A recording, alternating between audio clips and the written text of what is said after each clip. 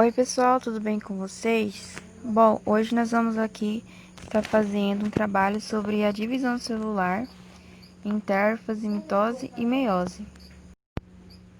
O meu grupo é formado pelas alunas Tainara Lohane, Rainara Rodrigues e eu, Tainan Cordeiro, sendo que eu fiquei com a parte da intérfase e da mitose. A Tainara ficou com a parte da meiose 1 e a Rainara com a meiose 2. Bom, gente, nosso grupo vai falar um pouco sobre a divisão celular, sendo ela uma das etapas que ocorre no ciclo celular, que é um conjunto de processos que acontece em uma célula viva. Nos eucariontes, esse ciclo é dividido em fase M, que é responsável por 10% do tempo de divisão, e temos também a fase da interfase, que representa 90% do tempo de divisão. É justamente nessa fase que ocorrem os fatores que propiciam a divisão celular, como a divisão dos centríolos, a produção de proteínas e replicação do DNA. A interfase se divide em 3 fases, sendo elas G1, fase S e fase G2. Na fase G1 temos o DNA em forma de cromatina. E essa é a fase mais longa do ciclo, onde a célula vai aumentar de tamanho, sintetizando RNA e proteínas. Nessa fase, existem 2 pontos de controles que vão verificar se há sinal de DNA danificado ou algum outro elemento que vai prejudicar a divisão. E quando a fase G está tudo ok, já está terminada, a célula passa então para a outra fase. Agora, na fase S, já ocorre a síntese do DNA, ou seja, a duplicação do DNA. Esse processo se denomina replicação, que é nesse momento que as cromátides passam a ter uma cópia idêntica de si, que vai permanecer unida a ele pela porção central da cromátide, chamada de centrômero. E esses 2 cromossomos idênticos vão ser chamados de cromátides irmãs e são geneticamente idênticas.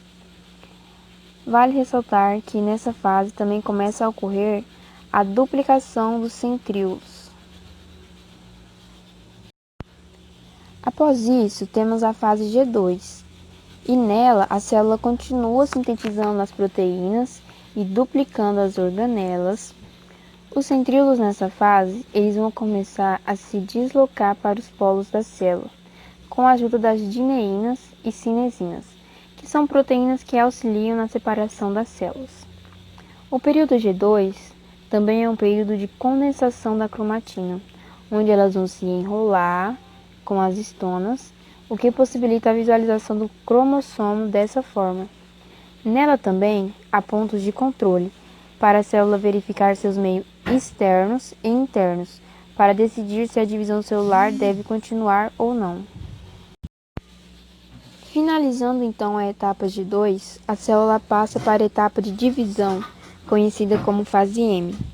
Nessa etapa, se a célula for somática, vai acontecer o processo de mitose, e se a célula for germinativa, vai acontecer o processo da meiose. Vale ressaltar que o tempo de divisão celular varia de acordo com a função da célula. Exemplo: as células do tecido epitelial do intestino, elas se duplicam 2 vezes ao dia, até 2 vezes ao dia. Já as células do fígado, elas se duplicam 2 vezes ao ano. Então tem essa diferença. De acordo com a função da célula, ela vai também determinar o tempo que ela vai se duplicar.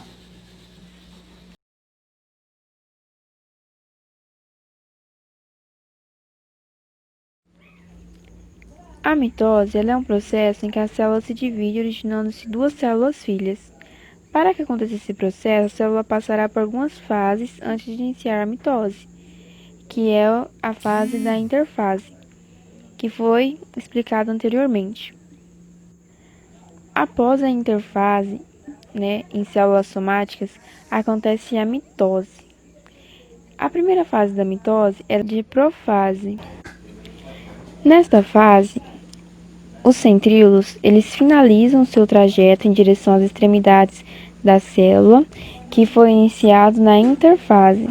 Algumas das fibras do fuso mitótico vão se ligar ao centrômero e vão adquirir a função de separar os cromossomos. E vale ressaltar que no final dessa primeira fase, a carioteca vai desaparecer, né?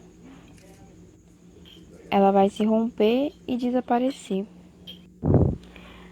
Essa próxima fase se chama metafase, e nela acontece o alinhamento entre os pares formados na fase anterior.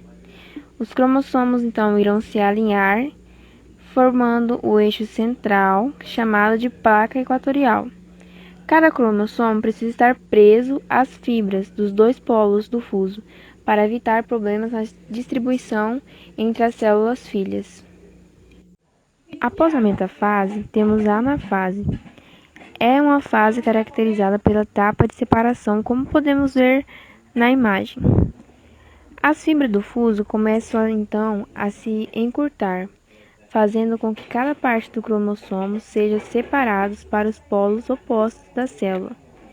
Com isso, irá gerar cromossomos independentes. A próxima fase é a telofase. É considerada uma das últimas etapas, na qual a membrana celular vai se dividir em duas partes, formando duas novas células. Cada uma delas ficará com a metade do DNA original. Tendo como conclusão, o cenário da citosine. Ele é a conclusão da mitose, que é o processo no qual ocorre a divisão do citoplasma. Assim, finalizando a etapa da divisão, que vai transformar em duas novas células somáticas. A meiose é o processo de divisão celular através de que uma célula tem o seu número de cromossomos que é reduzido pela metade. Vou falar sobre a profase 1. Na imagem 1 aqui eu vou falar sobre o lepoteno, que é onde os cromossomos vão começar a se condensar um no outro, onde teve a fase de interfase, teve a duplicação da quantidade de cromossomos. A imagem aqui, número 2, é o zigotemo. Os cromossomos, eles começam a juntar, ficar pareado uns nos outros, fica próximo, né, um dos outros. Aqui na imagem número 3 é o pacteno, onde acontece a troca de variação genética. A imagem número 4 é a diploteno. Diploteno está mais condensado, pode ver que eles estão mais juntinhos um no outro. Eles estão mais condensados e fica melhor para visualizar a quasma, né, pelos microscópio. Aqui, a número 5, a gente pode ver a diacinese. Aqui o núcleo começa a se romper. Ele começa a se romper e os centriolos vão puxando os cromossomos cada um para o lado, né? Puxa um para o lado e o outro para o outro. Aqui, o número 6 é a sinapotêmico, que é onde une os dois cromossomos homólogos, onde facilita a troca de variação genética. Na metafase, os cromossomos pareados e dispostos ficam na placa mediana equatorial da célula. Cada cromossomo está preso a fibras do fuso. Os centríolos ocupam os polos opostos das células. Os cromossomos ocupam a região mediana da célula. Na fase 1, ocorre o encurtamento das fibras do fuso e cada cromossomo homólogo, que é inteiro, é conduzido a um dos polos da célula. Ocorre a separação dos cromossomos homólogos que vão para o oposto do polo da célula. Bom, na telofase 1, os dois conjuntos haploides de cromossomos agrupam nos polos opostos da célula, que ficam mais finos e mais longos. A célula é dividida em duas partes e cada uma apresenta 23 cromossomos haploides e cada uma delas com duas cromatídeos. Ocorre a decondensação dos cromossomos. Hoje vamos falar sobre a meiose 2. Bom, a meiose 2 é uma fase equacional de duas células que formam quatro células que mantêm o número de cromossomos em 23 cada uma. Bom, na meiose também tem as quatro fases da divisão celular: prófase 2, metáfase 2, anáfase 2 e telófase 2. Bom, na prófase 2 acontece a expiração dos cromossomos, a crioteca se desfaz, o nucleus aparece, mas nessa prófase não ocorre o crossing over, troca de pedaços entre cromossomos homólogos, que no caso gera a variedade genérica que só ocorre na prófase 1. Bom, na metáfase 1, os cromossomos homólogos são pareados, formando a placa equatorial. Na metáfase 2, os cromossomos também vão ficar no centro da célula, formando essa placa equatorial, estarão no máximo grau de expiração, só que dessa vez eles vão ficar um embaixo do outro. Bom, a anáfase 2 como assim, um cromossomo está embaixo do duplicado, agora a gente não tem a duplicação dos cromossomos homólogos, a gente tem a separação das cromátides irmãs. Bom, agora vamos falar da telófase 2 e citocinese.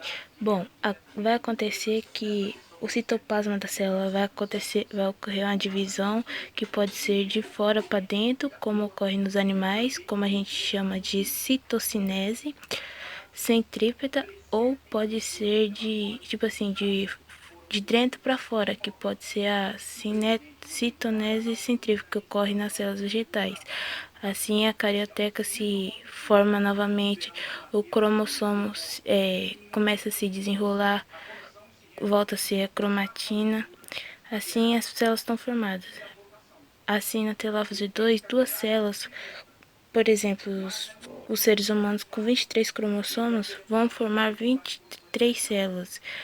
Lembrando que a meiose é muito utilizada para a produção de gametas e nas plantas ela é utilizada para a produção de esporos.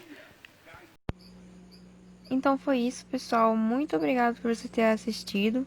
Espero muito que vocês tenham conseguido absorver alguma coisa sobre esse conteúdo. E desculpe qualquer erro nosso. E também houve um probleminha com a imagem, mas é por causa da câmera do telefone que não tem a qualidade muito boa. Mas eu espero que vocês tenham conseguido entender. Um abraço e fiquem todos com Deus.